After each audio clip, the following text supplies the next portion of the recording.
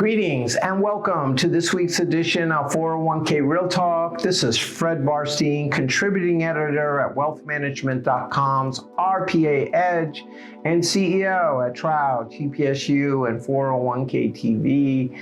I review all of last week's stories and select the 5 most important and interesting ones, providing open, honest, and candid discussion you will not get anywhere else. So let's get real. First story, Vestwell on a roll, raising $100 million since 2019, announced a partnership with behemoth JP Morgan to offer smaller employers a retirement plan through their everyday 401k. SS&C will continue to service existing plans, with Vestwell focused on new ones. JP Morgan sold their large plan record keeper to Empower years ago, but retained an outsourced relationship with them for smaller plans, which had limited success and was seen primarily as a way to distribute proprietary funds, especially their target date series. By partnering with Vestwell, which represents a streamlined, high-tech, low-cost solution on new plans, JP Morgan may be positioning itself to help the expected surge of smaller employers, either forced by states to start a plan or leverage tax credits in Secure 2.0. Next story. Almost 1 year after John Carl's untimely death, Retirement Learning Center, the firm he founded, was sold to October 3, a Chicago-based DB consulting and plan design firm with 150 employees looking to move into the DC market. RLC partners with DCIOs like Columbia and MassMutual as a valuable resource for many advisors on DC plans as well as IRAs. Look for October 3 to automate some of RLC's knowledge into their O3 Edge prospecting app, which uses the DOL's 5500 and the PBCG's database.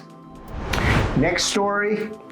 As more consultants and advisors offer proprietary investments to raise revenue through OCIO and 338 solutions, look for more lawsuits targeting them, with Schlichter leading the charge.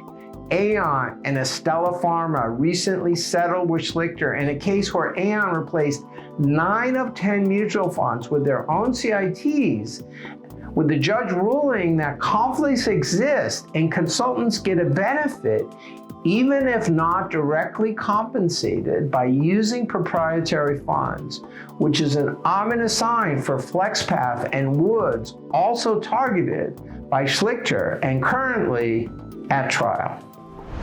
Next story, speaking of DC lawsuits, with now over $1 billion in settlements since 2016 and well over 200 lawsuits from 2019 to 2022, Steven Rosenberg of the Wagner Law Group has a simple solution to stem the tide. Don't settle.